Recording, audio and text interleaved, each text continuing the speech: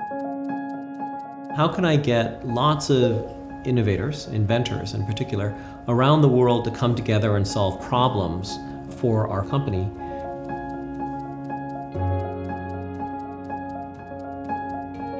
Companies would say, my innovation is very challenging now because suddenly I'm a food company and have to understand high technology.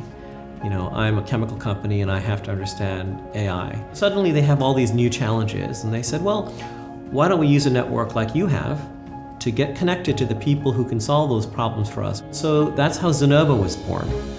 We took that network, realized that it met a need for corporate customers, all of whom needed help by finding global talent. So we decided to spin out Xinova and make that the business of the company.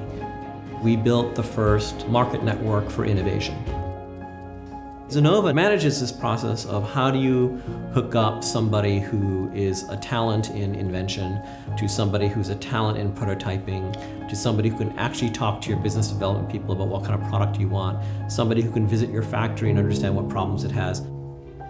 So we focus on 4 different kinds of networks that we're bringing together. One is talent. We have some of the best inventors on earth in our system. They invent all kinds of things, ranging from materials technology to how to manage animals. We bring demand. So customers ranging from multinationals to startups to even cities all have these problems they need solved. They are the demand side. We bring technology in. We have lots of patents, we have a lot of know-how, we know where the technologies are, and also quite importantly, capital. So we're building capital networks now to bring thousands of investors in who have money to deploy and are interested in deploying them for innovation, but have no instrument to do it with. So what they prefer to is invest in some kind of cash flow.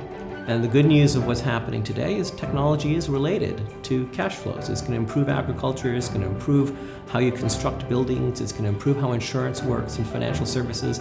All these things are cash flow businesses that we are now giving our capital network ways of investing in. To solve a problem for a customer, there is a technology somewhere, and maybe it's sitting in another customer's parts bin, and they're just not using it, and they don't know how to get it out. And they can call their investment banker friend, but he doesn't understand technology very well. Or they can, call their consulting friend, but she doesn't really understand the business that well or can't actually execute a transaction, doesn't know how to do a licensing deal, doesn't know how to do a startup. They can talk to their startup friend, but it's not ready for a startup, right? So these are the things that we're going to bridge. So the reason I'm excited now is I get to build a company that is completely focused on innovation. Usually we get people who are all sort of coming from the same place. They're all technologists who believe in something, or they all come from a common background. No, we have people from multinational companies, from foreign companies, from startups, from capital providers, from investment banks. We've glued them all together into this organization, that's incredibly ambitious. So not a lot of people do that. So R&D is going through a fundamental shift, and companies are trying to grapple with this right now. And the fundamental shift they're going through is there are so many technologies you have to cover now to be successful that it's very hard to have a traditional company. When we talk to R&D managers, they all nod their heads and totally understand this. They wish they could just have a network that they trusted, and it's not just like a completely open network. It's not going to be crowdsourcing. It's just finding a very curated, high-quality group of people who are experts in their field, but willing to learn about yours, who will share the risk with you and share the reward. It is a vision of the future that says that you should enlist in a network like this because the network has the incentives to try to make you good at something. It gives you exposure to not just a single problem that your company is interested in, but the problems of the entire world that could be relevant to you, and gives you a view on what things are trending in terms of things that might be useful to learn. This is going to give you a sense of what kind of trends are there of innovation problems that companies really want to solve. And that might give you a very good perspective on what you should learn. It's going to find people who are looking for new talent and hopefully have an incentive to educate you about it. So I think this whole system is a new way of doing work. So suddenly, for the first time, we're really seeing places where technology can be deployed to affect huge amounts of cash flow, whether it's in lending, for consumer lending, for insurance, for construction, for infrastructure.